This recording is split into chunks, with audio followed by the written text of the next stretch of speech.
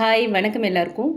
இன்றைக்கி நம்ம சேனலில் என்ன ரீடிங் பார்க்க போகிறோம் அப்படின்னா, உங்கள் பர்சன் உங்ககிட்ட மறைக்கிற உண்மை என்ன அப்படிங்கிறத தான் பார்க்க போகிறோம். ஓகே, உங்கள் பர்சன் உங்ககிட்ட என்ன உண்மையை மறைக்கிறாங்க, என்ன கார்டு வருதுன்னு பார்க்கலாம்.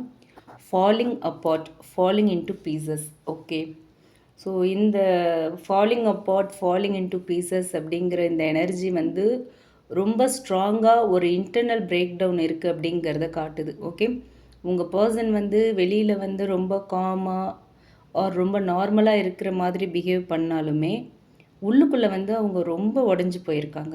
ஓகே, ஒரு ஒரு ஃப்ராக்மெண்டட் ஸ்டேட்டில் தான் இருக்காங்க. ரொம்ப வந்து உடஞ்சி நொறுங்கி போயிருக்காங்கங்கிறது தெரியுது. ஓகே, ஸோ அவங்க மறைக்கிற உண்மை என்ன அப்படின்னு பார்த்தோன்னா, அவங்க வந்து எமோஷ்னலி ஃபாலிங் அப்பார்ட் ஆகிக்கிட்டே இருக்காங்க. அதாவது அவங்க லைஃப்பில் வந்து ஒரு பெரிய ப்ரெஷர் இல்லை ஏதோ ஒரு லாஸ் ஃபீல் வந்து இருக்குது. ஓகே, ஏதோ ஒரு விஷயத்த ரொம்ப பெருசாக இழந்திருக்காங்க. ஓகே, ஒரு பெரிய இழப்பு வந்து அவங்க லைஃப்பில் ஏற்பட்டிருக்கு. உங்கள் ரிலேஷன்ஷிப்பும் அந்த எமோஷ்னல் ஓவர்லோடுக்கு ஒரு காரணமாக இருக்கலாம். ஓகே, ஸோ உங்கள் பர்சன் எமோஷ்னலி ஓவர்லோடடாக இருக்காங்க. அவங்களுக்கு ஏதோ ஒரு லாஸ் ஃபீல் இருக்குது.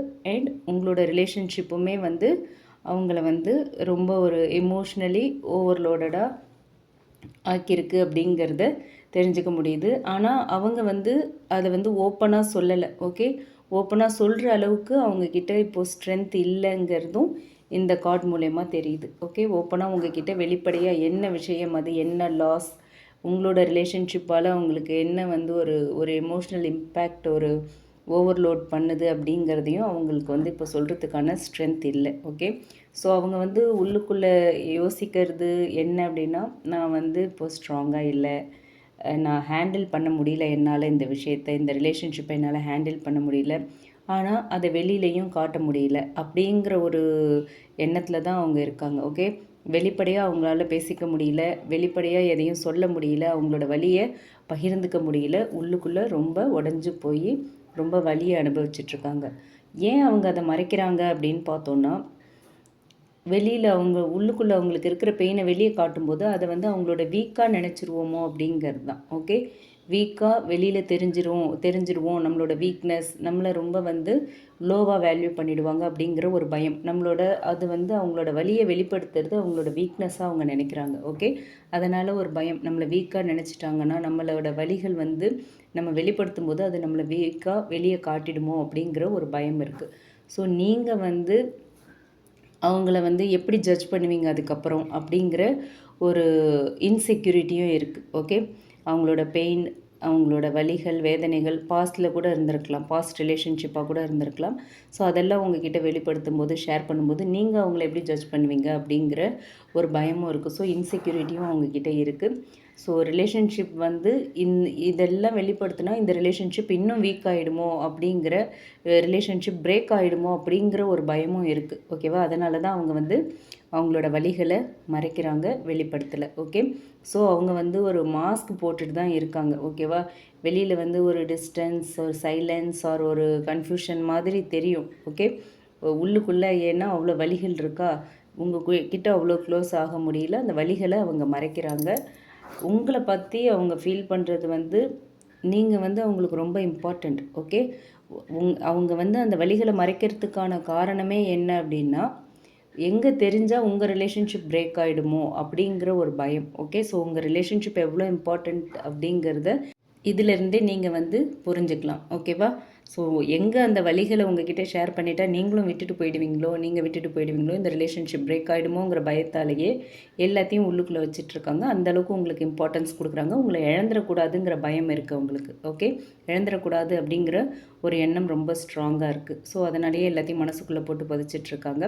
ஆனால் உங்களுக்கு கொடுக்குற அந்த இம்பார்ட்டன்ஸ் தான் வந்து அவங்களுக்கு வந்து ஒரு ஓவர்வெல்மிங் ஆகுது. ஓகே, லவ் இருக்குது, ஆனால் அந்த லவ்வை கேரி பண்ணுற அந்த எமோஷ்னல் கெப்பாசிட்டி வந்து அவங்களுக்கு இப்போ இல்லை. ஓகே, இது எப்படின்னா, I care, okay, I care about you but I can't handle it right now, அந்த மாதிரி ஒரு எனர்ஜியில் தான் அவங்க இருக்காங்க. ஓகே, எனக்கு வந்து நீங்கள் வேணும், உங்களை பிடிக்கும், எல்லாமே ஓகே, பட் என்னால் இப்போ வந்து ஹேண்டில் பண்ண முடியல அப்படிங்கிறாங்க. ஏன்னா அந்தளவுக்கு அவங்களோட பெயின் வந்து இன்னுமே அலைவாக இருக்குது ஹார்ட்டில். ஓகே, ஸோ அதனால தான். ஸோ இது வந்து உங்களோட ஃபால்ட் இல்லை. ஓகேவா, நீங்கள் வந்து உங்களோட பிரச்சனை அவங்க ஒரு டிஸ்டன்ஸில் இருக்காங்க, டிஸ்டன்ஸ் மெயின்டைன் பண்ணுறாங்க, செப்ரேஷனில் இருக்காங்க, உங்ககிட்ட இன்ட்ரெஸ்ட்டே இல்லாத மாதிரிலாம் காட்டிக்கிறாங்க அப்படின்னா அது உங்கள் ஃபால்ட் இல்லை. ஆல்ரெடி அவங்க மனசுக்குள்ளே ஒரு பெயின் ஃபுல்லாக உங்ககிட்ட இன்வால்வ் ஆக முடியலை. ஓகேவா? ஸோ நீங்கள் வந்து அவங்கள ஃபிக்ஸ் பண்ண முடியாது. அவங்க தான் அவங்களோட எமோஷ்னல் ஹீலிங்கை வந்து ஹேண்டில் பண்ணணும். ஓகே, எமோஷ்னலி அவங்க தான் ஹீல் ஆகணும்.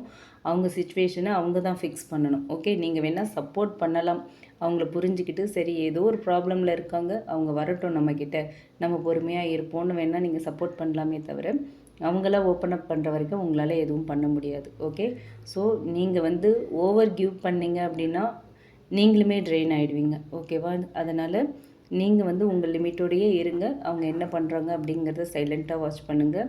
ஸோ அவங்களோட ஆக்ஷன்ஸை அப்சர்வ் பண்ணுங்கள். வேர்ட்ஸ் மட்டும் அப்படியே பிலீவ் பண்ணாதீங்க, வேர்ட்ஸை மட்டுமே எடுத்துக்காதீங்க. எமோஷனில் அவங்க வந்து எமோஷ்னலி ஓவர்லோடடாக இருக்கும்போது என்ன மாதிரியான வார்த்தைகள் வேணாலும் வந்து விழலாம். ஓகே, அந்த வார்த்தைகள் உங்களை காயப்படுத்தலாம். ஸோ அதனால் வேர்ட்ஸ் எல்லாம் வந்து நீங்கள் பெருசாக எடுத்துக்க வேண்டாம். அவங்களோட ஆக்ஷன்ஸ் எப்படி இருக்குது அப்படிங்கிறத பாருங்கள். உங்களோட மன அமைதி, மன நிம்மதி, சந்தோஷம் இதை வந்து நீங்கள் வந்து ப்ரொடெக்ட் பண்ணிக்கணும். ஓகேவா?